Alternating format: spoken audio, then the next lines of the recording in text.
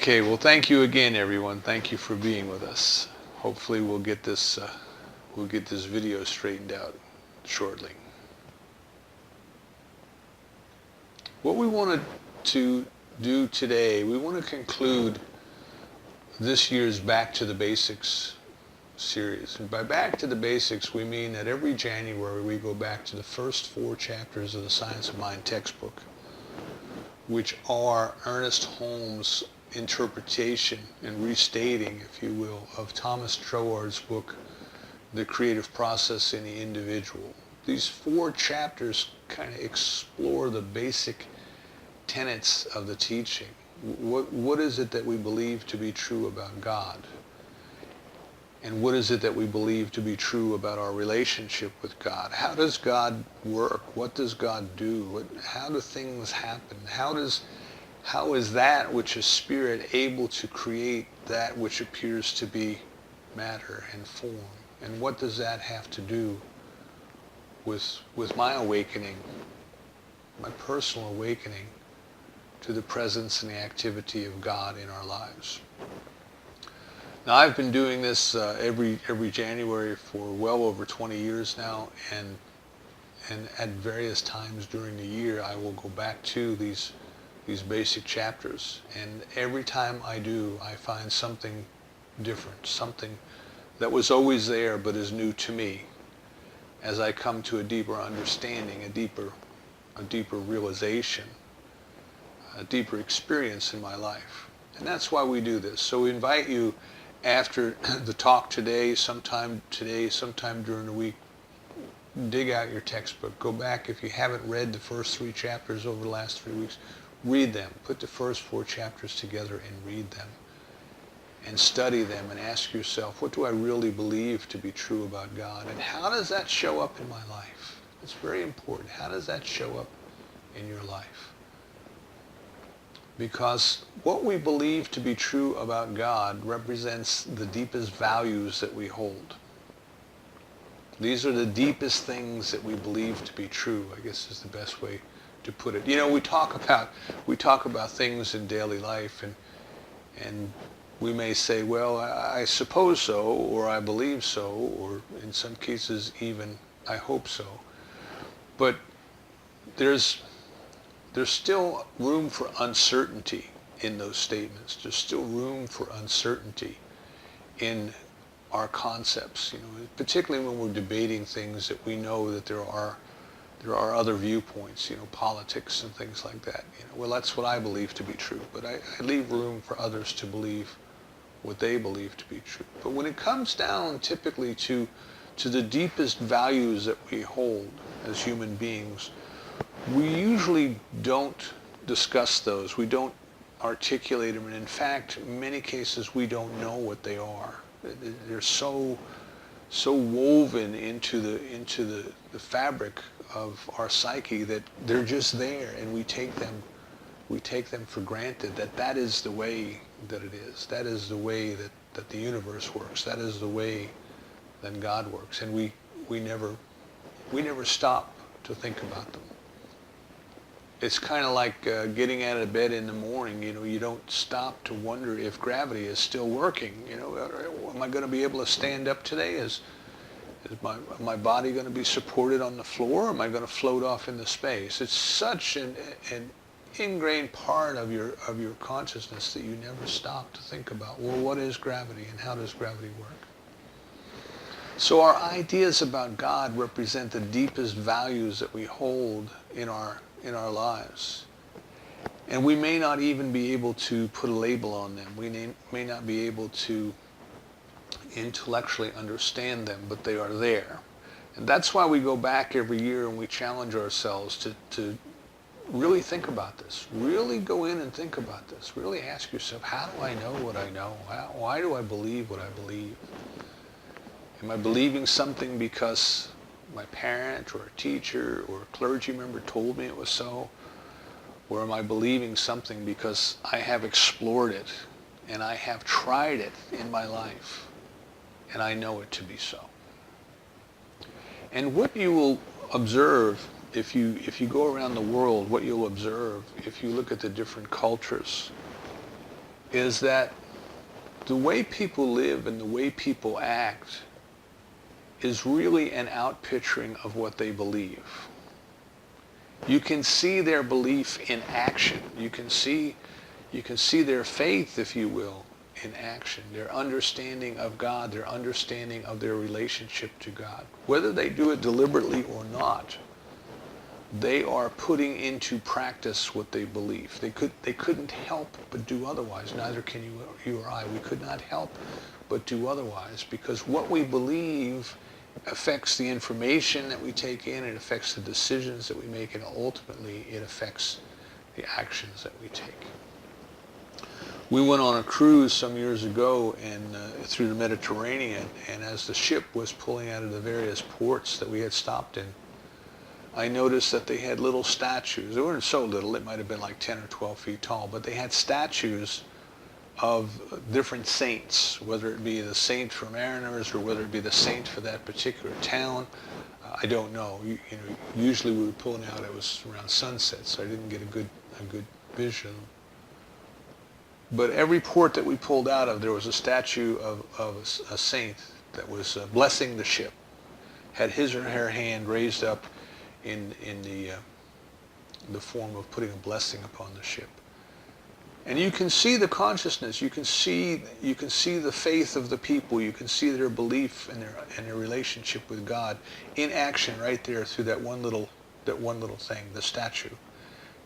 This belief that there were saints that were going to protect the mariners as they went out to sea. Now, if we go back and look at our own lives, we can ultimately see that everything that we do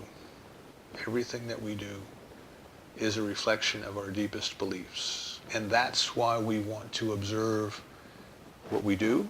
We want to observe what we think. We want to challenge ourselves to think. So these past 3 weeks, what we've been doing is we've been going in and kind of exploring these ideas. Well, what do we believe to be true about God? Is God some type of a humanoid figure that sits up in the sky on a throne and looks down upon us? What do we believe to be about God? Is God nothing more than the sum total of nature, or is God the sum total of nature and then some? And how does God work, and what does God do? And I hope that we have kind of revisited those topics and brought ourselves to a different understanding, or realized perhaps that we are at a different level of understanding than we were a year ago. But now it's time to practice what we preach. Now it is time to put it to work. Now it is time to actually implement our new found understanding in our daily life, in everything that we do, so that when we look in the mirror and we observe what we see in the mirror, we see that we are living our life according to our belief. So our head and our heart and our feet are all going in the same direction. Now this is most important. This might be the most important idea of the 4 chapters. But the preceding 3 chapters had to go first to lay the foundation, because without them we wouldn't have any basis for practice. We wouldn't have any basis for putting things into action.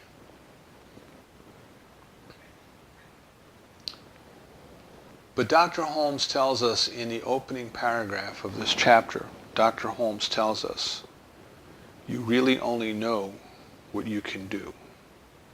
You really only know what you can do. And I think it's very important that we recognize that. We may know about it. We may know about our ideas about God. We may know about our ideas about how God works, and how God works as us and God works through us. But until we actually begin to practice what we preach, to put into action the things that we say that we know, we really don't know whether or not we know them. We really just know about them. So it's like learning a skill, whatever that skill might be, whether it be to drive a car, or hit a golf ball, or play tennis, or knit, or crochet, or cook, or anything else that is a skill that we learn.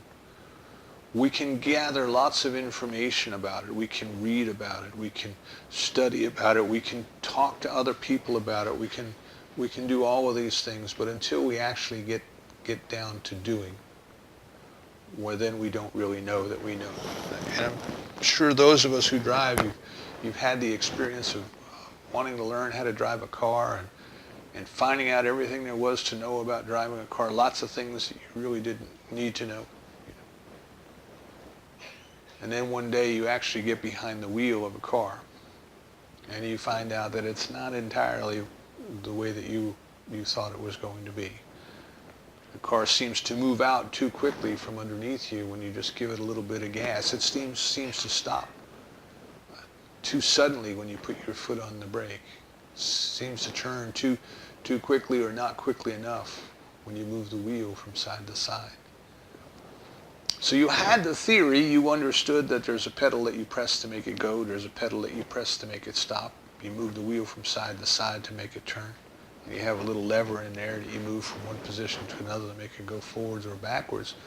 I mean, essentially that's it. You had the concept.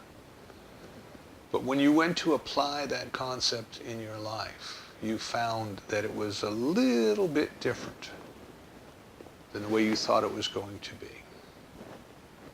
So the practice is important. You really don't know how to do it until you can do it. You really don't know how much of it you know until you sit down to do it. You need to have that feedback, if you will. You need to have those tangible results in your life so that you can take those and then you can build off of those.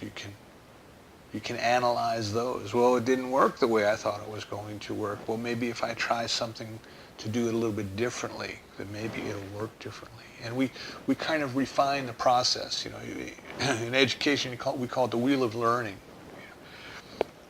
You start with a concept and you ask, well, how is that concept like other concepts? And then what happens when I try to implement it, and what information did I get back, and how does that lead to a new concept?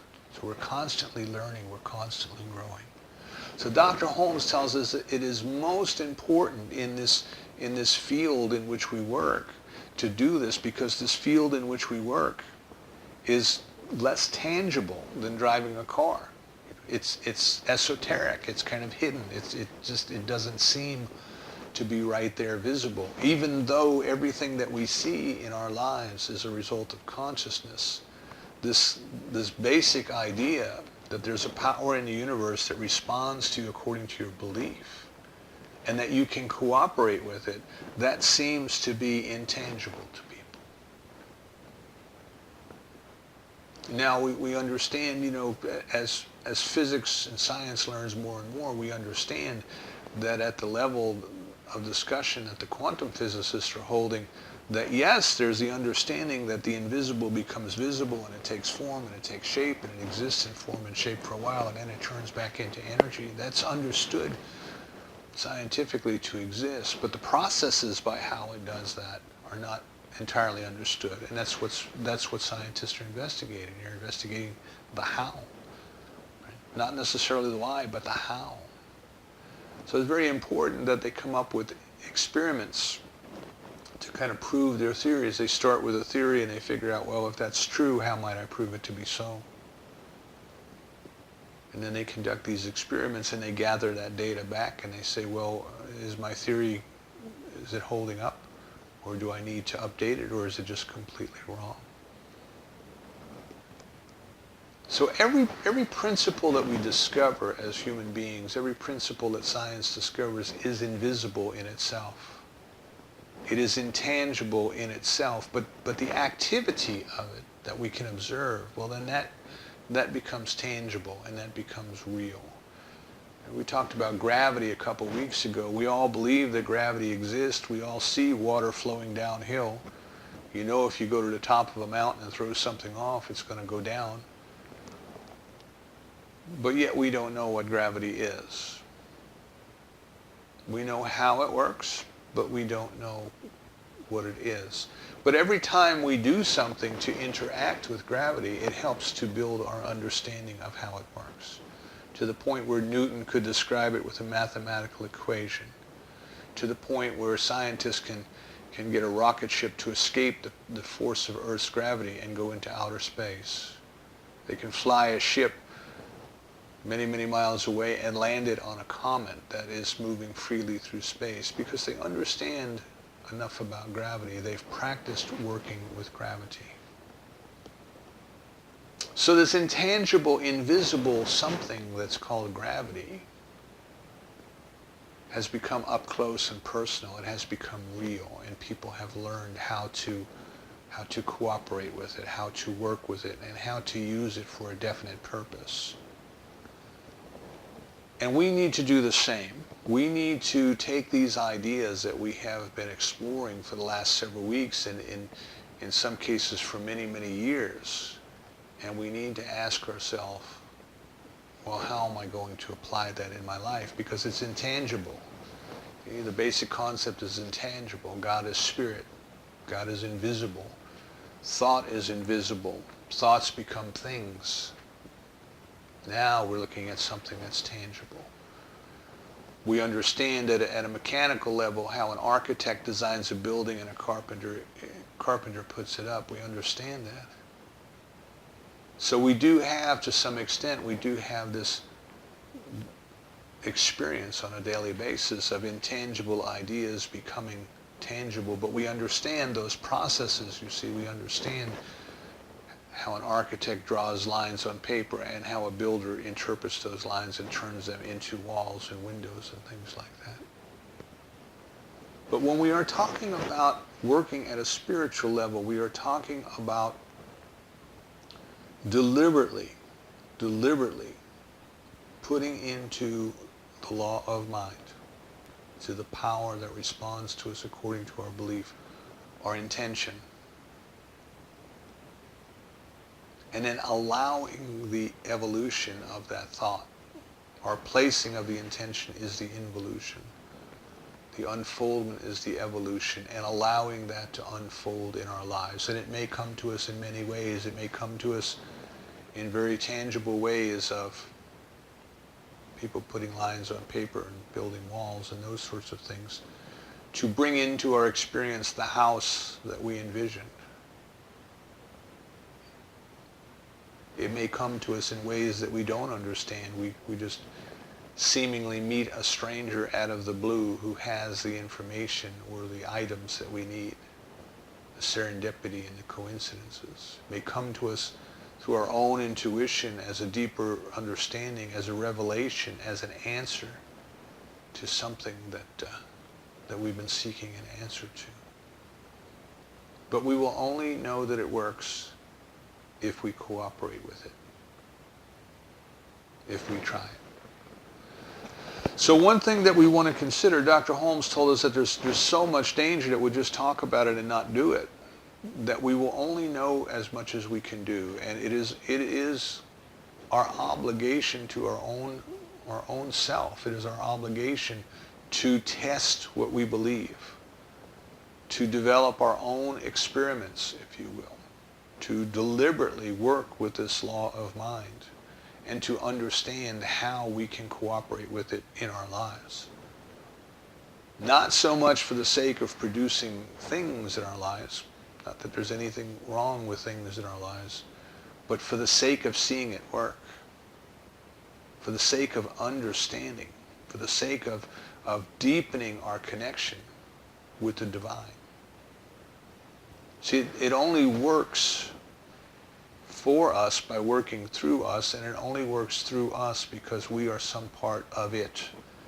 We are some part of the divine that has created it. So every time we come into contact, into conscious contact with it, every time that we come into a deliberate cooperation with it, we are bringing ourselves into a deeper relationship with God. Dr. Holmes tells us, with all you're getting, you first must get God. And this is why every treatment, every affirmative prayer, the first step is, what do you know about God as it relates to this situation? What is it that you know about God? Do you know that God is peace? Do you know that God is love? Do you know that God is abundance? Do you know that God is health? What do you know about God?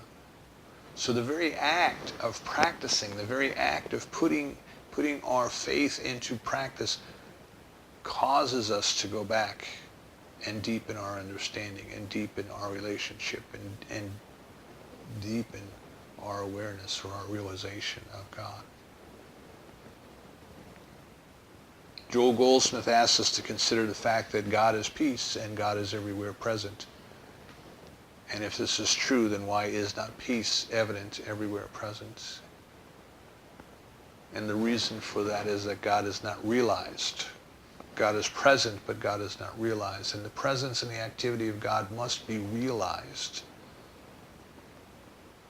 in order for us to experience the benefit, the result of that presence and of that activity.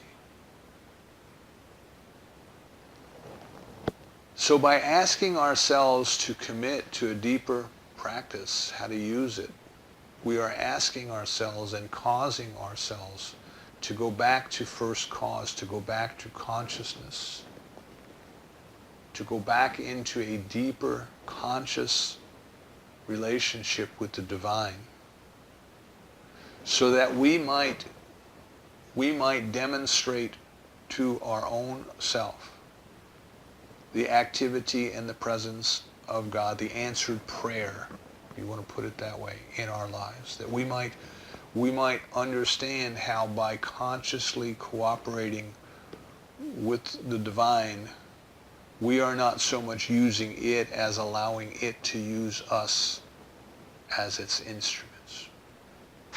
So we come back to a few basic ideas that we want to take with us as we start to ask ourselves, well, how am I going to do this year? How am I going to apply this year? How am I going to work with that which is constantly working through me?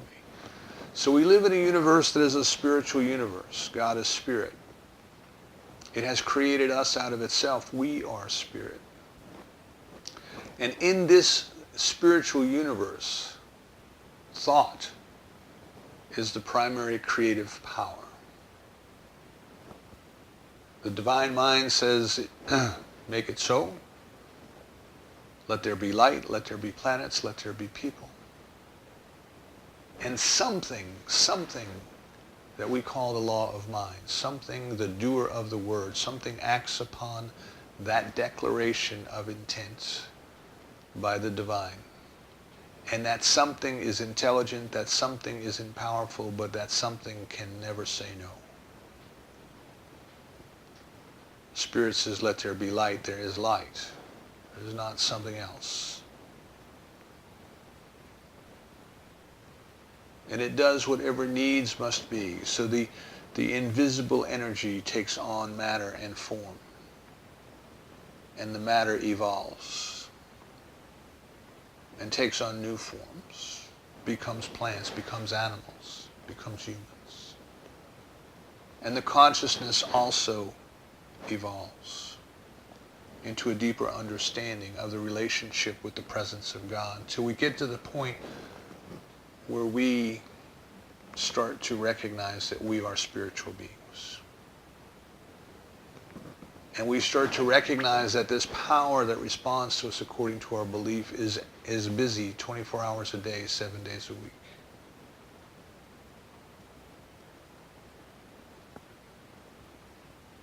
It doesn't have the choice not to respond to us, any more than gravity has the choice not to respond to us. So we live in a universe that is a spiritual universe, and we are spiritual beings, and the activity of spirit is thought and belief. And we are constantly thinking, we're constantly believing, and in many cases our beliefs are so deeply buried within us that we don't even know what they are. And yet they are there, and yet that power is operating through them. And it is operating through each and every human being. And what we come to realize then is that cause, the cause of all that we see, is consciousness. And that which we see is effect. And we ask ourselves, well, if I change my consciousness, will I see a different result in my life? Will I see a different effect? If this law is so, if this power is so, then I should be able to cooperate with it. I can observe my thoughts and try to determine what I believe. I can look at the situation in my life and ask myself, what would someone have to believe in order for that to make sense, in order for that to be true? Or I can very deliberately go in and use the tools in my spiritual toolbox to alter my belief, and then I can look at the changed results. So our first responsibility then is to work with this power, to see it work in our own life, to begin to learn how to change our beliefs, because it is done unto us according to our belief. And if I can learn how to change my belief, I can begin to have a different experience in my life. I can experience more good and more God and more peace and more love, and I can be a blessing unto all who I meet. And as we see this unfold in our own life, we start to recognize then that everything that we see around us, the country, the businesses, the politics, the news media, all of these things are nothing more than an outpicturing of the consciousness that created them. And if we wish to be effective in our lives, if we wish to see change for the greater good, we recognize that only working at the level of effect has very limited results. Dr. Holmes tells us that when we recognize that everything is consciousness, people will say, well, does that mean you don't feed the poor? Feed the hungry, clothe the poor. And he tells us not at all. When you start to understand your unity with all of life, your level of compassion is raised. And you are keenly aware of the suffering of others. But you recognize it's not necessary. You recognize that it is a result. It is an effect. And if you're going to work in effect, you can do so. You can alleviate suffering temporarily. But unless and until you change the consciousness, that suffering will return to that person or to another, because there's something in consciousness that is the cause of that suffering. So what we want to do is not just work at the level of effect. Certainly we contribute to charity. Certainly we do the things that we can do to help those who are in need. But we help them most, and we help ourselves most, by recognizing that there is something in consciousness that is the cause of that effect. And we, as spiritual beings, we can do something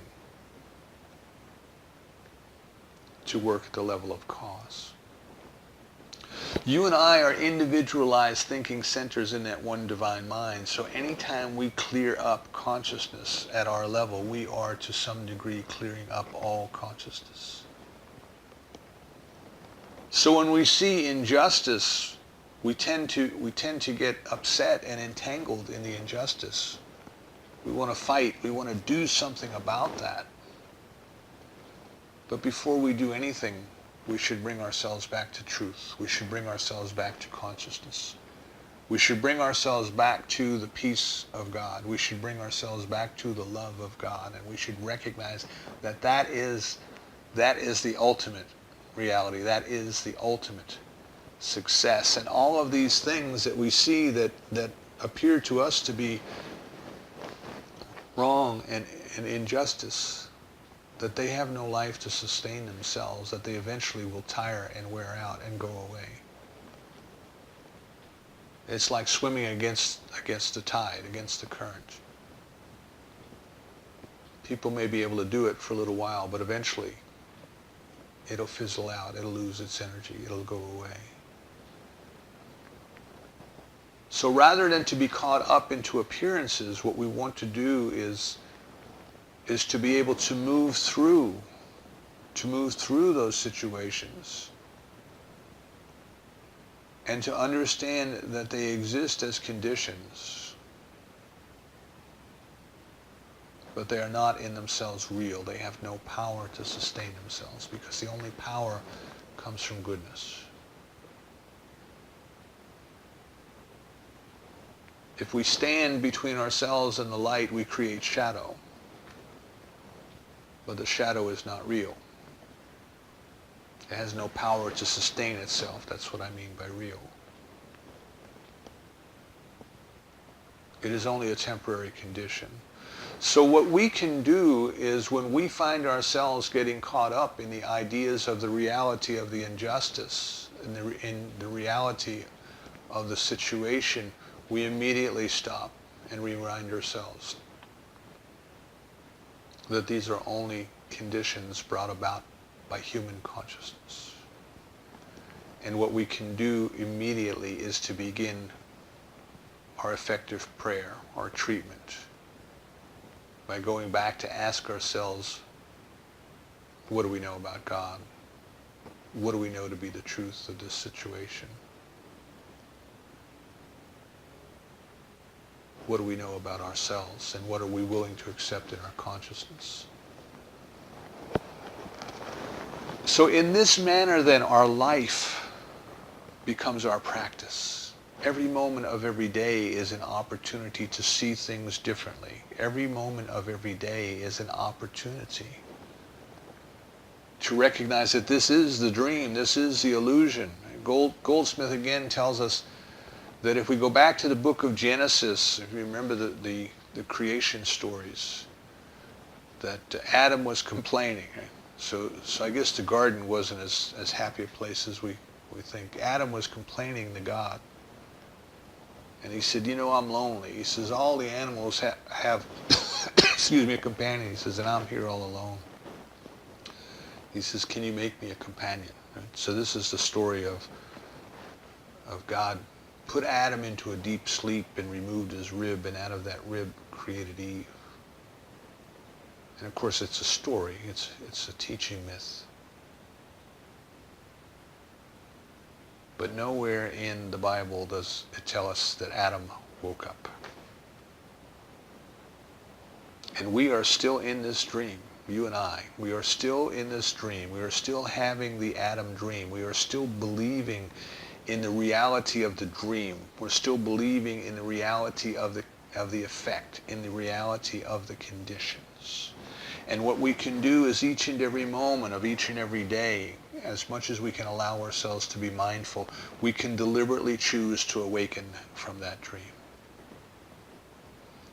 So as we arise in the morning, we can give thanks for the beauty of the day, for the fact that we are here, that we are able to think, and that we are able to believe, and we can deliberately choose to set our intentions into the law of mind for that day. What is it that God as me would experience this day? What type of joy would I desire for the divine to have through me in this day? How can I celebrate this thing called life today? Can I make that my intention? Can I use my tools in my toolbox to treat and pray effectively, to affirm, to visualize? Can I meditate on the beauty of God and of life? And then as I go into the world, this is like being in the world but not of it. As I go into the world, can I keep my presence of mind to know that this is but a dream? This is but an illusion, the Maya of the Indian culture, the Eastern culture. That what we're seeing looks real, and it feels real, and it tastes real, but it is nothing more than the outpicturing of human consciousness. And can we walk through that and keep the awareness that even though people are having the experience of pain and suffering, that it is only an experience. And we do what we can to help them in their condition, but we do first what we can do to help at the level of consciousness, by recognizing that it is only an effect, by recognizing that the truth is that God is peace and plenty and poise.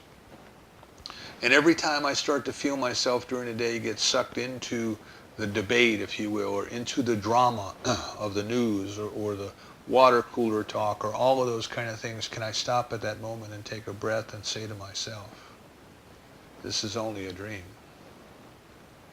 This is only the outpicturing of consciousness. All of this is subject to change. I think that's most important. Everything that you see is subject to change.